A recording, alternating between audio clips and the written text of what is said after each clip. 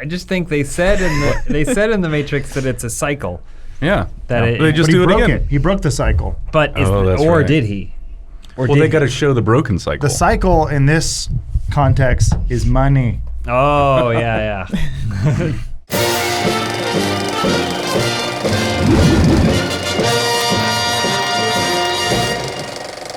Welcome to Filmhouse, everybody. This week's episode is sponsored by Quip and NHTSA, the National Highway Traffic Safety Administration. Got my friends Elise, Adam, and James here today. My name's Daniel. Yeah, there's a lot of news going on this week. A lot of old favorite properties are returning to the big screen. James Bond and The Matrix, and an epic battle wages behind the scenes in Hollywood. Multi-billion-dollar corporations are arguing over money. Our friendly neighborhood Spider-Man and his future in the Marvel Cinematic Universe. Also going to try and save a little bit of time at the end to start our Deathstalker cast, but that's a lot to try and cover, and we need to get you guys out of here today. So let's just get going with Spider-Man, Sony versus Disney. It was announced recently Kevin Feige is not producing future Spider-Man films. This essentially removes him from the Tom Holland version of Spider-Man from the Marvel Cinematic Universe. Breathe.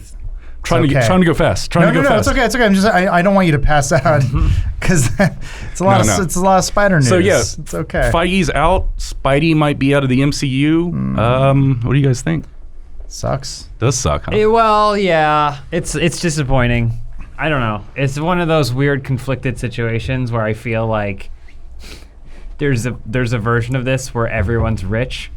But ultimately, the reason we're in this conflict is because those giant rich things want to be even richer. Yeah, exactly. So it's a weird negotiation. I understand when you're negotiating at a used car dealership because the used car dealer might not be making that much money either, but then you also only have $2,500 and you need to be able to get to work every single day. So I understand that kind of like, I will walk right now attitude.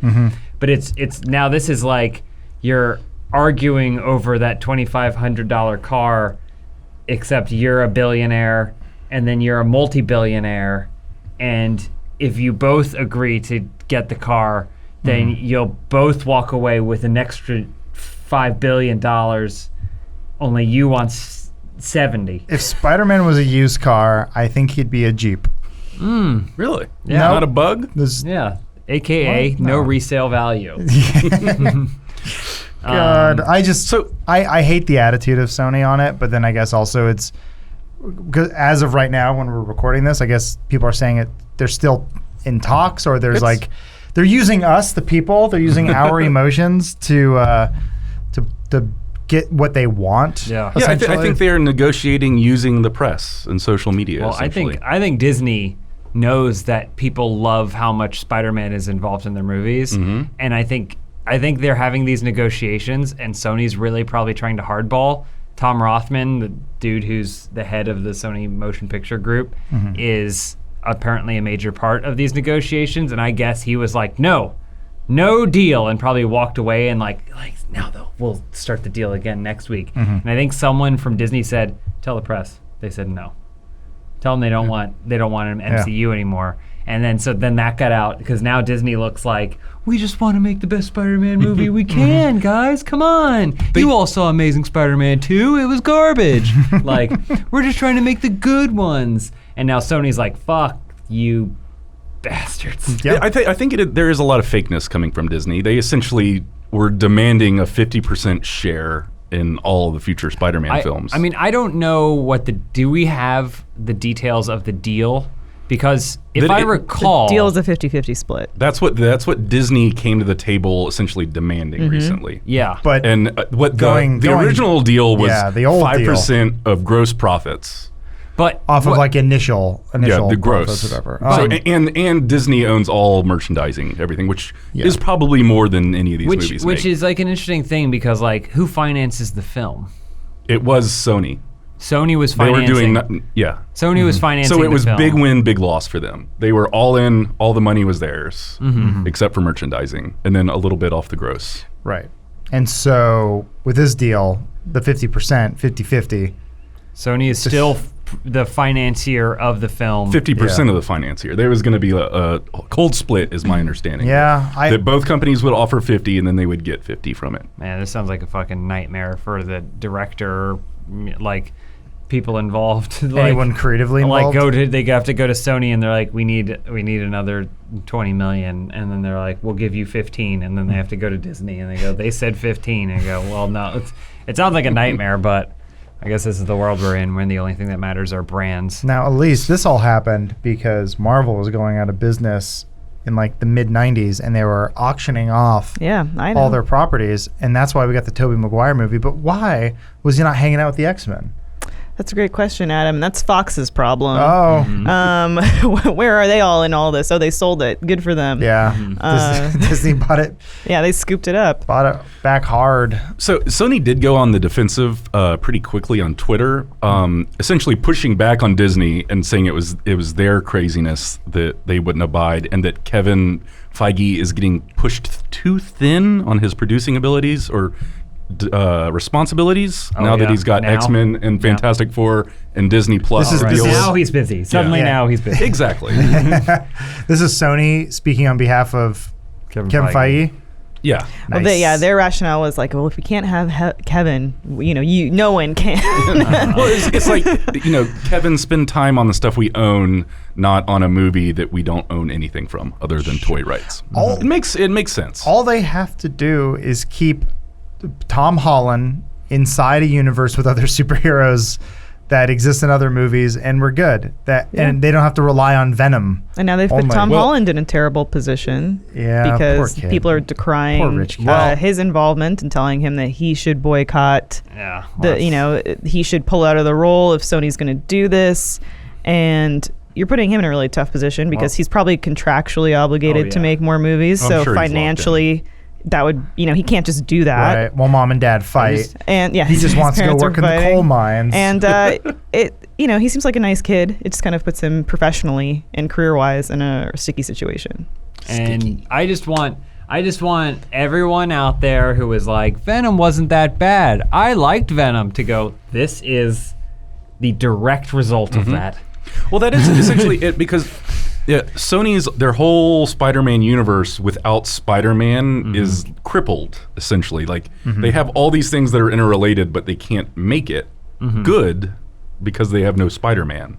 And now they do? They have their own cinematic universe that they can go and make. They've shown that they can't make it good. Well, that's the problem. They've already shown that that's they the crux of the problem. Good. That's why people are behind Disney, is because Disney made good ones, and Sony makes shit, except for Spider-Verse, which is probably just a fluke somehow.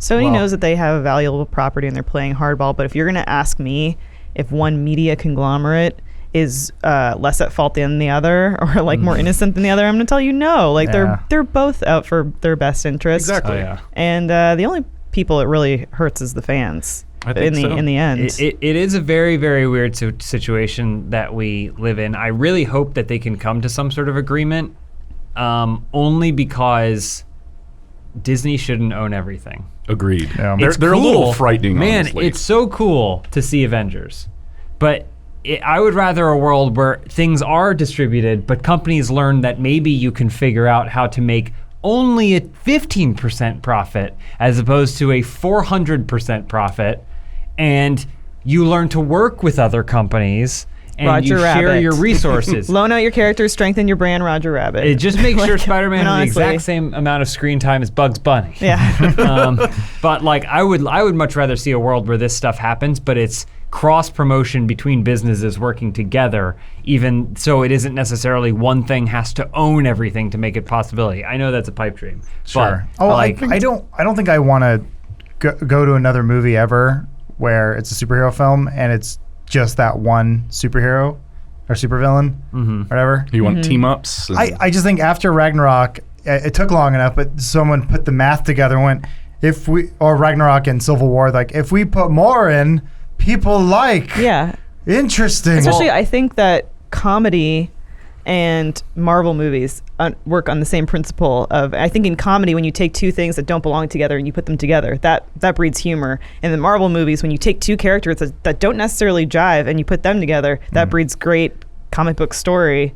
And exactly like with Ragnarok, like that's what they did, and I want to keep seeing that personally. I would also say like the comedy definitely works. I would also say just in terms of mythology, comics are amazing, but if you actually look at like a large swath of characters, a lot of their origins pretty similar. Oh, they're all very similar. So when you're like, how do costumes. we introduce an audience to this new character? He's blonde and fires lightning bolts, as opposed to this other character who she's a brunette and she fires water blasts. You're like, oh, it's kind of the same story. Why do I feel attacked? I agree with you. What's happening? So like there's a certain aspect of once you get past that and you're like, oh no, it's about the world of heroes interacting and not necessarily about each hero's individual journey, then I think things do start to get a little bit more interesting. I will say I personally am less afraid of the Disney conglomerate scooping everything up. I personally don't really feel afeared of that.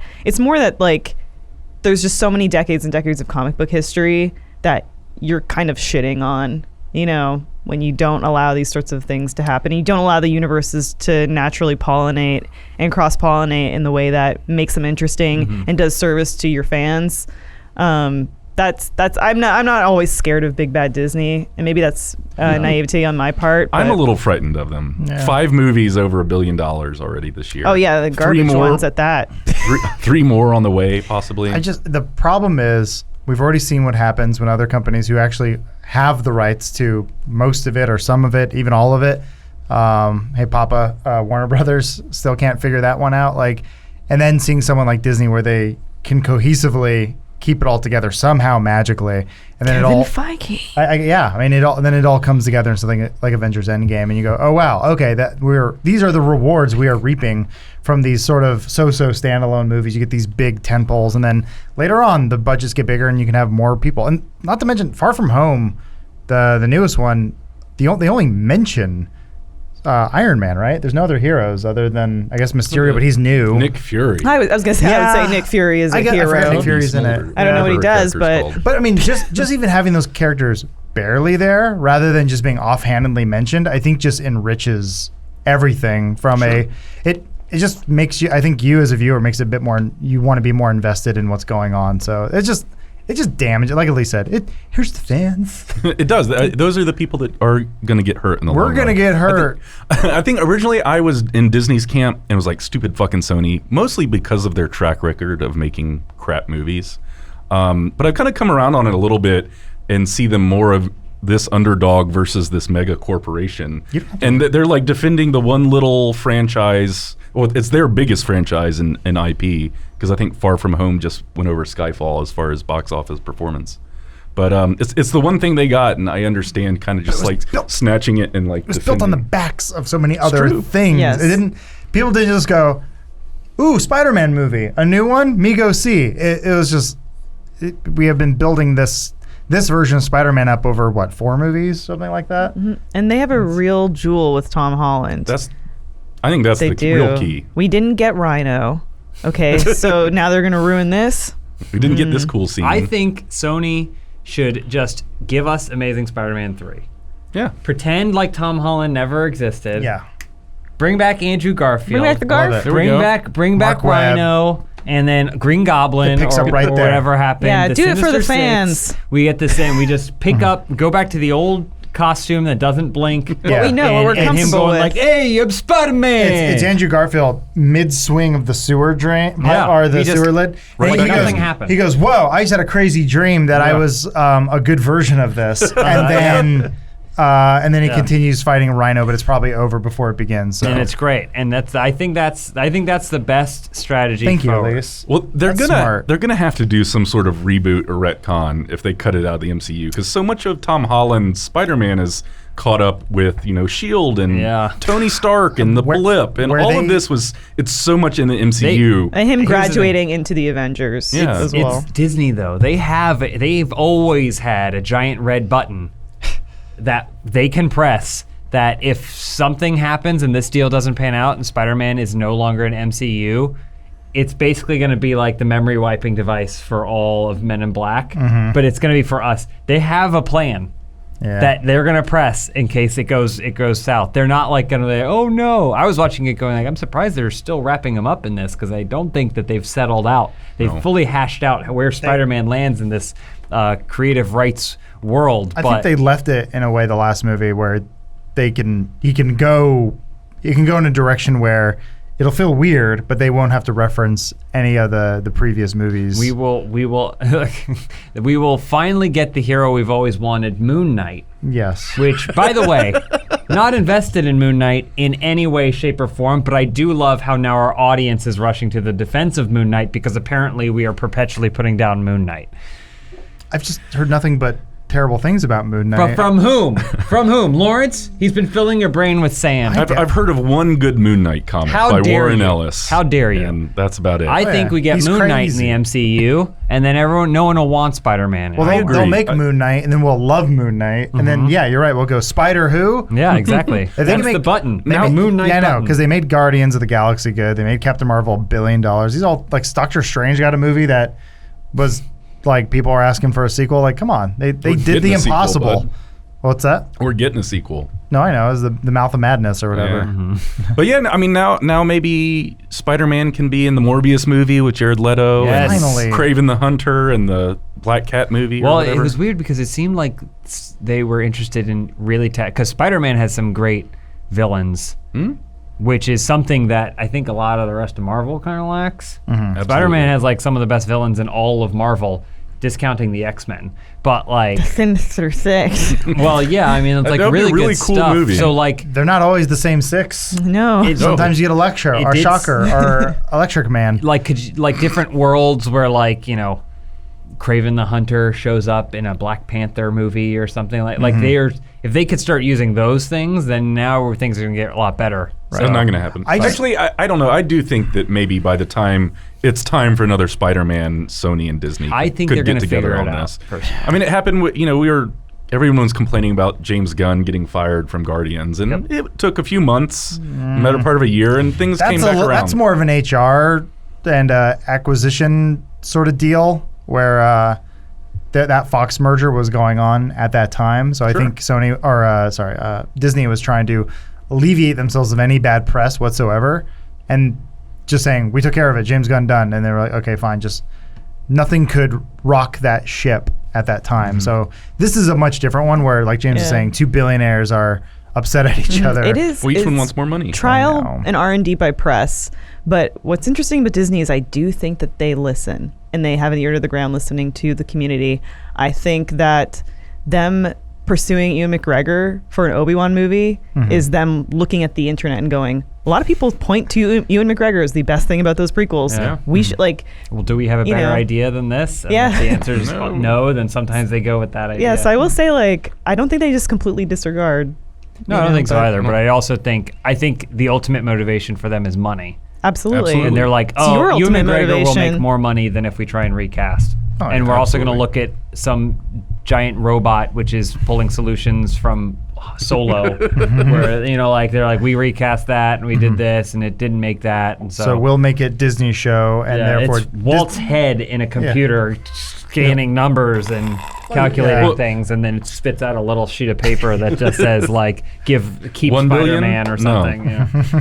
No. Something I thought was interesting I came across recently, the Steamboat Willie, is that it? Yeah. The original Mickey Mouse goes into public domain on January 1, 2024. Yeah, we'll see. wait. So if everyone that's interested I'm alive, then. in U.S. copyright law, that should change before January 1st It's in worth 5 noting years. that should have gone into public domain a long time 20 or ago 30 if it years wasn't ago? for the fact that Disney spent a shit ton of money lobbying the government to prevent it from doing so. So if you say you're not afraid of mega corporations, Disney is able to affect laws that affect your everyday life. Which name I more think than is frightening. the ones they already did. If only Arthur Conan Doyle knew that he could have kept old Sherlock out of the For public 200 domain years. for another 200. He didn't care. Oh well. Yeah. All right. Yeah, I would say don't panic. Sure. I feel like there will be a deal that is reached, and then if nothing else, we'll get Moon Knight. So Just, And Spider-Verse 2. chill out and floss. That's all you gotta do. Like floss your teeth or Not flossing though, but you should check out Quip's super sweet toothbrush. I understand now. What's the best way to ease back into a routine? Start it up before the end of summer, especially if you're headed back to school. The lightweight, compact design of Quip means that you can bring it along with you on those last summer weekend getaways. So enjoy sleeping in, then ease back into the swing of things with a smile. Quip features sensitive sonic vibrations for an effective clean that's gentle on your sensitive gums. Up to 90% of us don't brush for a full 2 minutes or don't clean evenly. Quip's brush has a built-in 2-minute timer that pulses every 30 seconds. It reminds you when to switch sides to help you clean your whole mouth evenly. The multi-use cover works as a stand, it mounts to mirrors, and it slides over your bristles to pack and protect your Quip on the go. Quip declutters your sinker cabinet and makes traveling with an electric toothbrush easier. There are no wires or a clunky charger, and it runs for 3 months on a single charge. Brush heads are automatically delivered on a dentist-recommended schedule of every 3 months for just $5. It's a friendly reminder when it's time for a refresh and to stay committed to your oral health. Quip is one of the first electric toothbrushes accepted by the American Dental Association. They're backed by over 25,000 dental professionals, and they have thousands of verified 5-star reviews. I love Quip because it reminds me to stick it out for the whole 2 minutes of brushing, which keeps my teeth healthy. So that's why I love Quip and why it's perfect for getting back into a routine. Quip starts at just $25, and if you go to getquip.com/film right now, you can get your first refill pack for free. So that's your first refill pack for free at getquip.com/film. Getquip.com/film. You get a refill pack for free. Quip's pretty awesome. I use mine all the time. And thank you, Quip, for bringing us here this week. We were talking about Spider-Man and Sony and Disney and really cool negotiations behind the scenes Hollywood crap. But now, James, you're a super big James Bond fan, right? I am.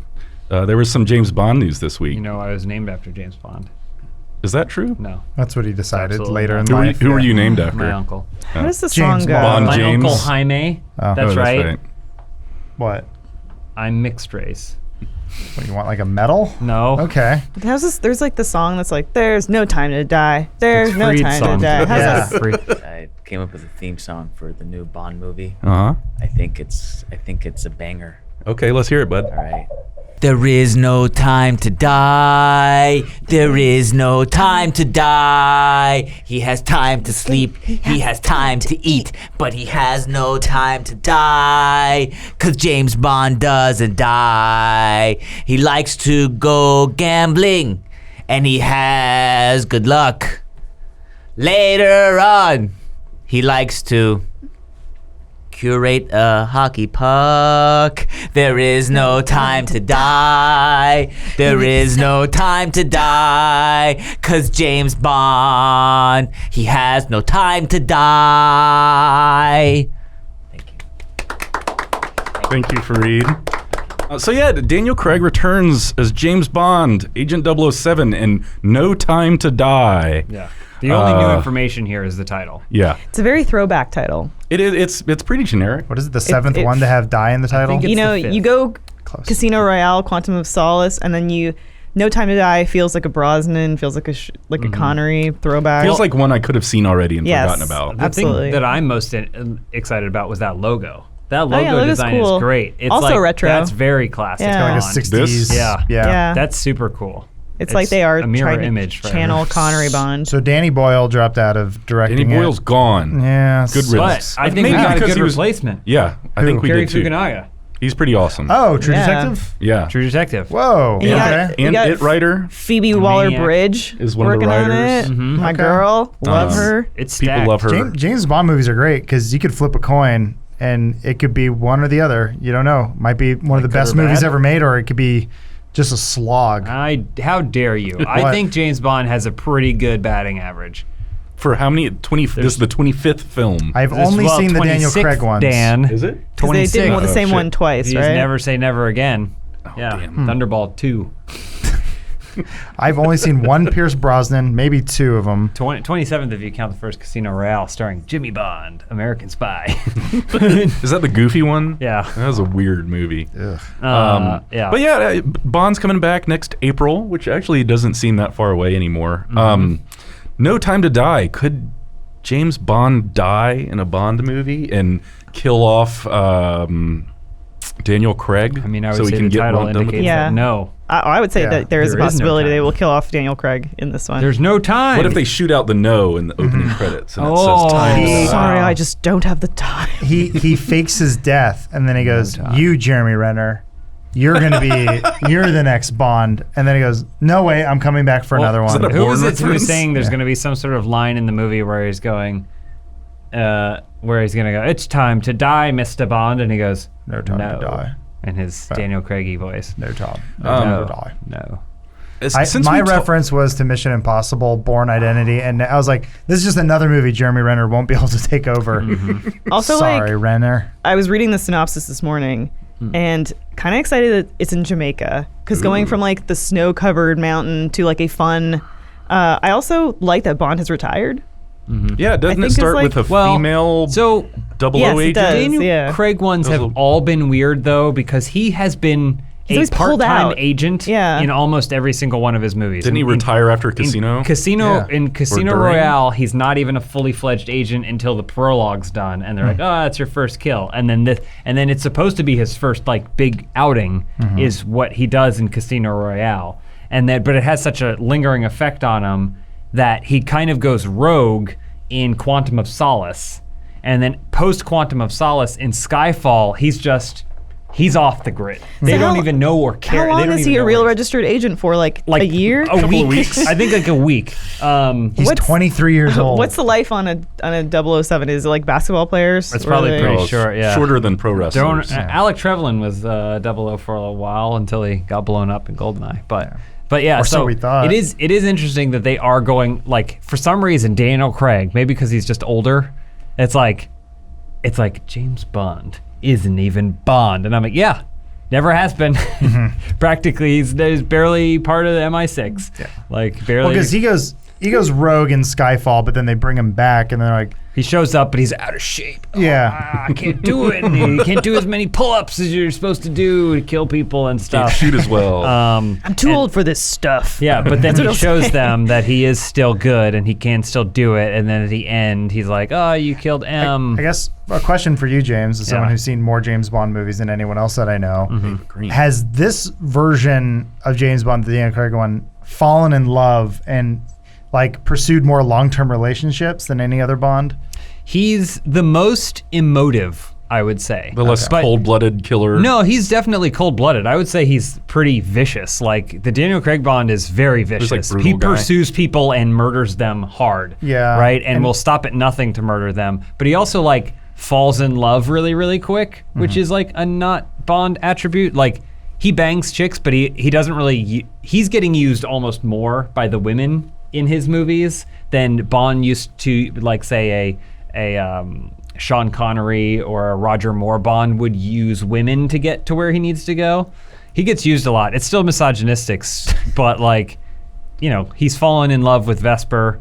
He almost kind of had a thing with Olga Kurylenko in Skyfall. He fell in love with M and as his like mother dearest or whatever, mothering relationship. And then he fell in love with Léa Seydoux I'm so happy she's at back. the end of this. So it's like he's almost in some ways the more vulnerable one. I think he's a Bond who is constantly tethered to his emotional state, which is Remember- probably the only time they've done that. Remember how we were all like, "Ugh, a blonde Bond." I do remember Ugh. that. Now I'm like, if the next blonde isn't, if the next Bond isn't black, I am out. Like if it is a white man, I will not watch these movies. I remember seeing Craig in Layer Cake and thinking he could do this movie. I think that's what got him the role. Yeah, I think it more or was. less. It was that or Road to Perdition. Perdition. Which he's barely in. You forget, but he's in it. What was the Spielberg movie about the Olympic terrorists? Oh, Munich? It was He was kind of a Munich, spy yeah. in that Yeah. too, wasn't Yeah, kind of. He was building up to it. They did the right thing. He's They a knew- great Bond. he? Yeah, I think he's one of the best for sure. Léa Seydoux is a great Bond girl. I love her. I think she's. She's good, except for that Perfect. one point in Spectre when she whispers in, "I love you." Yeah, I and didn't then like that. that. Causes the drugs to not work on him anymore. Didn't and like he's that. yeah, I always thought that scene would have been better if she was like, "We'll do anal." Like she whispers and she's like, "I'll let you fuck my ass," and then he goes, "Whoa!" and he pops up, starts shooting dudes. And then when it comes, the barrel of the gun, it's actually just her butt. Yeah, and he walks up into it. Yeah. But he does the hand, but he just Yeah. sticks it in. I was having a conversation. It was I think the three of us, you, me, and Alana, right, are having a conversation about Bond just the other day. And I said that, like, in terms of attributes that I think should be carried over into Bond, the only thing that I'm really I don't want him to be flimsy. Oh yeah, you don't want him to be like a little skinny. I don't want a Ben Whishaw Bond. Yeah. Oh, okay. That's my only criteria. I don't care. You want a big muscular I also brutal man? the whole woman thing, I don't care. Like, none of that bothers me. Just make her jacked. Just tough. I just Sure. If you were talking about Bond's physicality. If it is a man, I know that we have moved aesthetically into this realm where men are kind of more like straight rulers with very long, spindly legs and long arms and stuff. Non-threatening. She's pointing at you. But I was wiping my nose out. I always like a physical Bond. Like, Pierce Brosnan is perfectly fine. He still hits the criteria of like, okay, well, if someone hit him, he wouldn't pass out on the ground or whatever. Yeah. So that's my only criteria for Bond attributes. Everything else, up for grabs. He drank the most tea of any Bond. Pierce Brosnan? Probably, yeah. Probably. Yeah. Do you think Bond's gonna die? Do you think they would do that in a Bond movie? I don't think so. Just I don't to know retire why him? you would. He's died already. Like, he dies all the time. You might not So know, and then he winks at Alfred. Like, that's you know? a good one. I like that. Yeah. It might be ambiguous He whether and Daniel Javier Craig. Bardem reunite. If you watch that scene again, though, Christian Bale looks sort of like, help. Yeah. He does like a nod. He goes, help. He's like, I made the mistake of telling her where I was going, and she came with me, and she is not good. She's a clinger. She stole stuff from a It's like, Sears. She's constantly talking about high school, and I don't know why. Yeah. We haven't seen any of the same movies. It's killing me. So I don't know. I feel like the character Bond never has to die. No. It's just he's constantly dying and resurrecting in his own films. That it would seem strange to be like, okay, we killed off the character. Like, I don't know what different catharsis you would get from that, None. but I don't know. I don't they can Just do whatever they news. want. That's what I love about Bond. They just keep doing whatever they want, reinventing it. Oh, Bond and Mission Impossible, I will watch till the day I die. Fucking love spies. Okay. Other news. This week it was announced The Matrix Part 4 is going to start pre-production or start production next year. With only one Wachowski. Yeah. Lana Wachowski is going to return to write and direct, which I think is awesome. Yeah. I think she's awesome and has made wonderful films. Keanu and Carrie-Anne Moss are going to return as well. No word about Lawrence Fishburne. I know everyone's... Adam informed us. Sorry, spoiler. As we all played The Matrix Online, we all we came to the online vigil for Morpheus to continue the story. Okay. How did he die? Old age. Oh, really? Wait, in the his robots didn't sleep? He ate some bad mush in a tin can. It was expired. Yeah, it was More than expired mush more in than a it tin usually can. is. Yeah. I think this I is don't exciting. Really? We all like The Matrix, don't we? Yeah, I'll take more Matrix. I'll take Why more not? Matrix from the Matrix I was going to say, creators. Lana's involved, so it's not just, some rando.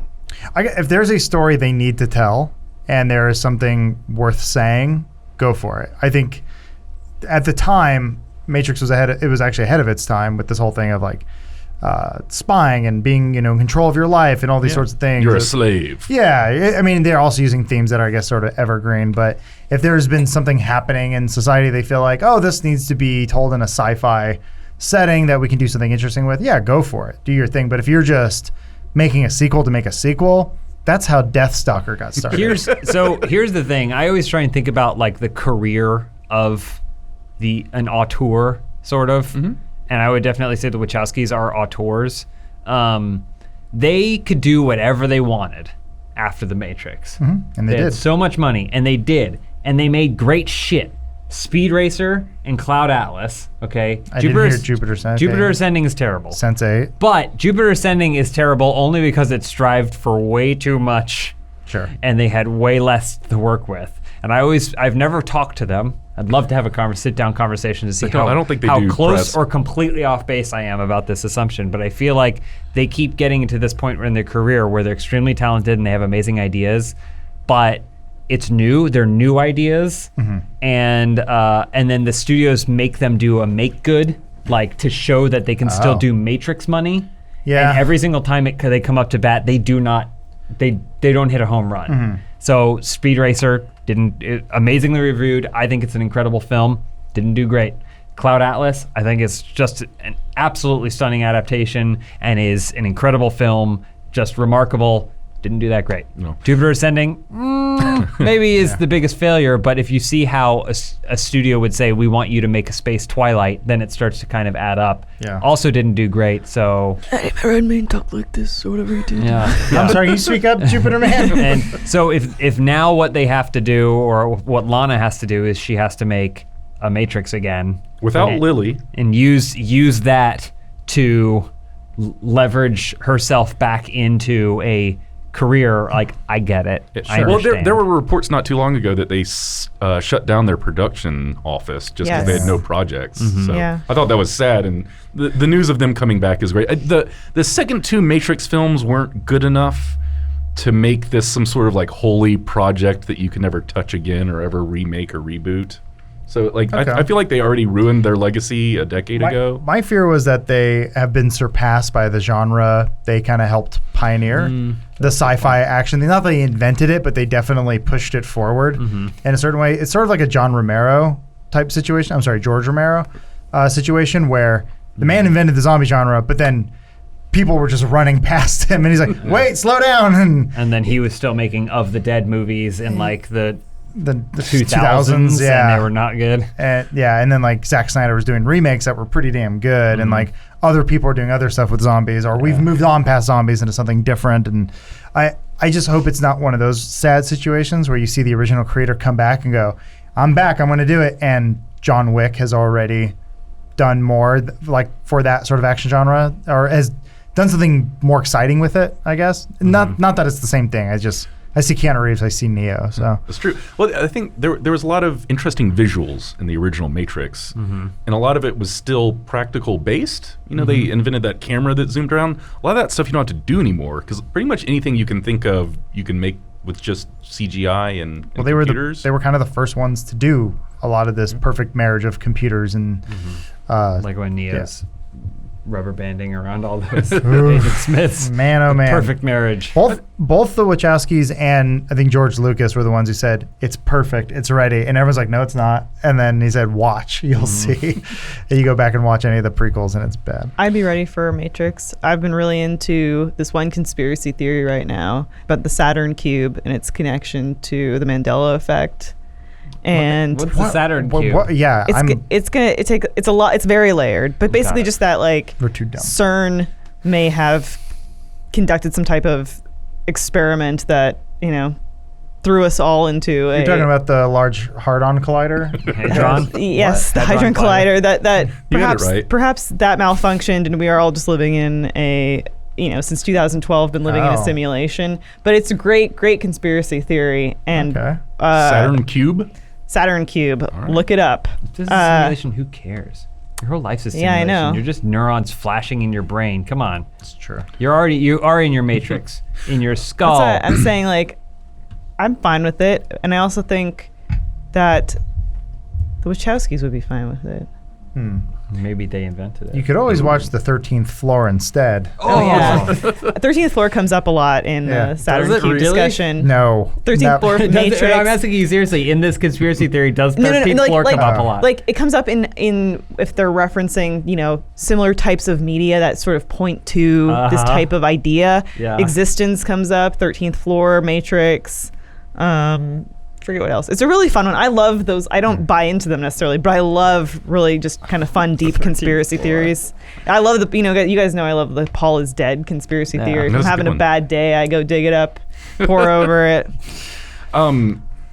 Some things about The Matrix that I find interesting. Jeff Darrow, one of the original concept designers, has already been working on the new Matrix with Steve Skroke, I think. I don't know. Which anime will they rip off this time? I'm just kidding. Good question. They're both great artists, and I think contributed a lot to the visual look of The Matrix. And having them back should make it sort of cohesive. When they're in The Matrix, it's green because the code is green. Is that a movie details? That is a movie fact. One of the other screenwriters, other than Lana and this other guy Alexander Hemon that I don't know, is David Mitchell, the guy that wrote Cloud Atlas. Yeah, he's Slade House. Yeah, he's a cool author. Very, very cool writer. Has very interesting fiction. Always has innovative ways of telling a story. So I think having a big brain like that along should hopefully make this high-minded like the original Matrix was. A brief aside, there's a great moment in the Cloud Atlas special features where they're talking about some of the different production design that they came up with in Cloud Atlas, and there's this very important book, and they it's like their Bible, their production Bible. And the Wachowskis point out that the book is made up of a certain costume attribute. Hey guys, steal this from Movie Details or whatever. It's made up of a certain costume attribute from one of the characters that existed in like 1,000 years before. Cool. And they're with David Mitchell, who goes, "Are you serious?" Yeah, there's so. And they're like, "Yeah," and he goes, "Oh my, that's incredible. That's when he wrote the book." It's great. There are all these connections that they're drawing, and they're saying, "Oh, we did this because this," and David Mitchell's just there, and he's like, "Oh wow, you came up with that's this great." stuff. You guys should write a book. Yeah, you should make a movie.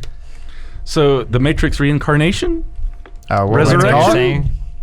Rebirth? I don't know. It's got to be an R, right? You call it Matrix Re:, like the replying to an email? Oh, okay. Okay. Yeah. What? Email's popular now. Recall Now. a Matrix story. Oh no, Matrix Animatrix. And it's all animated. What do they call it? Animatrix 2. That was one of the original cinematic universes. They were trying to make a lot of Matrix Well, stuff. let's call it for what it is. Multimedia synergy. Yeah. 4D or whatever. God. Hey, it was a good time to be alive. It was a very exciting time to wear a trench coat. If you liked something, you got a bunch of it. All right, so we have an announcement from the National Highway Traffic Safety Administration. So everyone knows the risks of driving drunk. You could get in a crash, people could get hurt or killed. But let's take a moment to look at some surprising statistics, Elise. Almost 29 people in the U.S. die every day in alcohol-impaired vehicle crashes. That's one person every 50 minutes. Even though drunk driving fatalities have fallen by a third in the last 3 decades, drunk driving crashes still claim more than 10,000 lives each year. Yeah, drunk driving not only can have a stake in your life, it can have a stake in your wallet too. You could get arrested and incur huge legal expenses. You could even lose your job from drunk driving. So what can you do to possibly prevent drunk driving? You can do all sorts of things, my friend, James. Like what? Well, you can plan your evening out, get a taxi set up or, all sorts of rideshare services before you go out. Just do not drive. Don't do that. Please take a taxi. Anything. If someone has been drinking, take their keys away from them, arrange for them to get a sober ride home. There's so many different ways you can do it now. There's really no excuse. So we all know the consequences of driving drunk, so do not do it. Yeah. So one thing is for sure, you're wrong if you think driving drunk is not a big deal. Drive sober or get pulled over. And I think we're all being very serious here. We joke a lot, but driving drunk is really, really wrong. There's no reason to do it, especially now that we have rideshare. It's too easy to get around it. So drive safe out there. And thanks, NHTSA, for bringing us here this week to talk about a bunch of movie news. Yeah. And thanks for bringing a real important message to the people. Thank you. So yeah, we got a few minutes left to get to a few minutes. That's the perfect amount of time to get to the Deathstalker. The first part of our Deathstalker cast. Hey, movie club. The good thing is that this podcast will get shorter and shorter because there'll be less new things to talk about every single time. I'm getting ahead of myself. Yeah, you don't want to do that. I think we are just going to talk a little bit about Deathstalker 1 today. We've started 2 and had to leave in the middle of it, unfortunately. Had to leave. Yeah.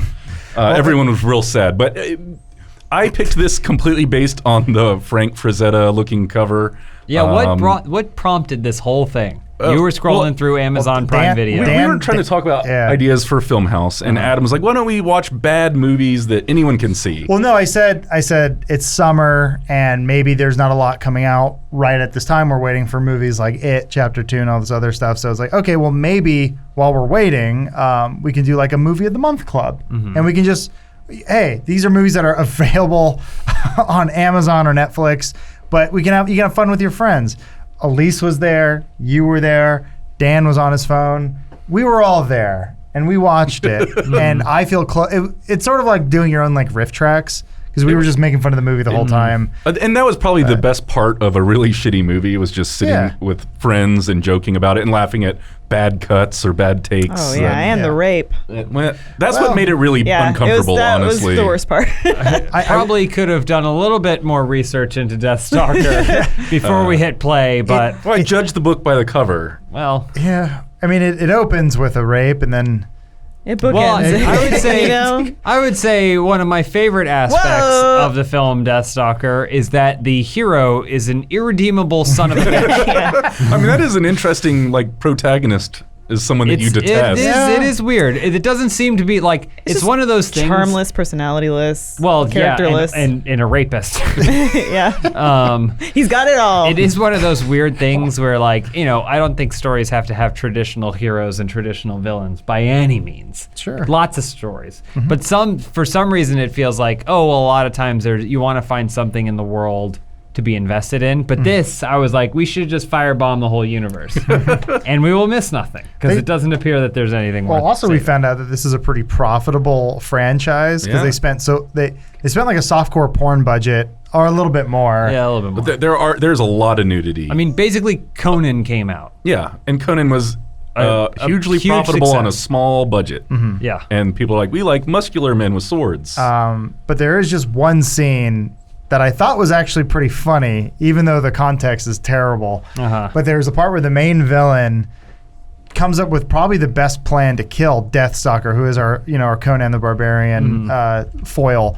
And he goes, "I will come here, guard, male guard. I will transform you to look like the princess of this castle," who we were sort of unaware of that existed. He goes, "And you will go in to Deathstalker's room, and you will kill him before this tournament. Yeah. And you will do this now in the form of a woman." And he goes, "Oh my God," and he transforms into a woman. Yeah. He takes a knife and he goes in, and then he gets close to Deathstalker as only a woman with the intention of having sex with him possibly could, and then goes for the kill. But Deathstalker swipes the knife out of his hand immediately and then holds him down and then tries to have sex with him while he's screaming, "No, I'm actually a man." Well, and then Deathstalker's outraged when he finds a penis. He doesn't find a penis. I think he just finds nothing. Because there's a point where he tries to go like, what? Why can't I fuck you? Is that what happened? Yeah. I thought it was hard to follow. No, I'm pretty sure he becomes like a Ken doll down there. But he looks like a woman everywhere else. And he then had nipples. Yeah, sure. No, I mean, Why it did you give transformed up on the vagina stuff. I don't know. The magic isn't that strong. Either way, Munkar. The whole thing is with a hero like that, you should be like, oh well, these common lustfulness. Those are the things that cause everyday men to lose the battle and then ultimately be overcome. But in Deathstalker's case, he also succumbs to those things, but then he doesn't care, and then he tries to rape the guard. So it's... I think then his love interest is killed shortly thereafter, and then just moves on. He immediately moves on. Very I don't quietly, even think he knew that they were love interests. We didn't know that she was dead. This is the topless hero. Yeah. They're all topless. It's just an excuse to get people naked. What was your favorite part? Pigman's my favorite part. Yeah, Pigman's the definite highlight of the movie and the true hero of Deathstalker, to be quite frank. Which is great because we're doing all of them, and we know some of our favorite characters return. Might return. Maybe not the same actors who are playing the same character. There's a pretty cool puppet man in the cave at the beginning that you liked. Oh yeah. Yeah, he had good style. He had a great little voice and like a Brooklyn accent or something. Hey, I'm a puppet Boy, guy. hey, Deathstalker, what's going on here? Yeah, I mean that's to me when they lean into those actual fantasy elements, not this jabroni Deathstalker. But that's when the movie flies. It soars. I was just... I enjoyed also the incomprehensible dialogue. There would just be a line that wasn't recorded at a level enough to be able to make it out. Audio's trash. Music gets better in the second one. I know that, but we'll talk about that one later. That's when the true genres of synth music and fantasy fuse, as they should. And they converge at affordability, which is what we all want. There's just a lot of things like, what is Deathstalker? There's a lot of questions. Why is Deathstalker? What's he doing? Why is he known as the Death? No one ever talks about his reputation. Except people seem to know him. Kind of like James Bond, it's almost like a mantle that someone wears. Yeah. But I don't know why. I think if you want to peek into the upcoming Witcher series starring Henry Cavill, you can get a little taste with Deathstalker 1 through 4. Okay. Streaming for free on Amazon, even though you pay $90 a year for it. Yeah. So Free. I would say all in all, I give it a 10 out of 10. Yeah. It was an enjoyable time, minus all the rape. Says Dan. Yeah. It was some of the most uncomfortable fun I've ever had with you guys. That's why it was interesting. I think. But trash. Like, don't watch it with family. No. No, I would say you can just skip. Probably. I would say 2 times speed, maybe. Yeah. if you're into the fantasy genre, watch all the better ones. It's true. There might be like 2 minutes of cool shots and cinematography in this movie out of the hour and 20 minutes. That's what you were judging it on? He's doing a sword he's like got like a this, looking sword and he's completely underground and it's backlit. That's about it. You know, in like action movies, when they film it in a way where like I punch you and like so you go along with it. Yeah, they don't do any of that in this movie, and that's what I liked about it. I think it's sort of like seeing behind the scenes like while they film because improv choreography. Yeah, like they hit a guy with a sword on the broadside and go like that, and then they go, "I'm dead." Yeah. And go, now I know that they're dead because they said it. Yeah. So thank you, Deathstalker. Well, we got some more Deathstalker coming. You guys keep watching them. We'll keep talking about them. Hell yeah. Any other Deathstalker talk from anybody? Nope. Yeah, there's not really a lot to talk about. We watched Why the first it's not half. called Talking Stalkers, I don't know, but Good point. that's it. I don't know. I was having a little bit of fun with the second one. We'll talk about it next time. Yeah, dude. we can talk about that next No week. rush. Don't get ahead of yourself. Stalkers. Not doing that. Yeah. All right. Thanks for coming around this week, you guys. Watch Deathstalker 2. We'll talk about it in the next couple of weeks. You have no choice. That's not a formal recommendation. Yeah, God, no. Hitman comes heavens back, not. though. Stop spoiling it. Well, that's a tease, Adam. Yeah. Watch Alright. Booksmart. Don't watch Deathstalker. Also, the Invader Zim movie. Go watch that one. That one's pretty good, too. Enter the Florpus. It's good. What's Good it movie. called? Enter the Florpus. All right. Invader Zim. It's back after like 10 years, and it's Cool. great. It's on Netflix. Watch it. All right. Bye, everybody. We'll see you next week. Bye. Look at this shit. But yeah, it is so good. God, yeah, it's Damn. great. Prince fucking killed it. Prince but is it's the like man. so weird. This is the kind of stuff that should happen when like this shit should be happening now when like Marvel has basically created the cookie cutter framework for what a superhero movie is. So these other groups have to come in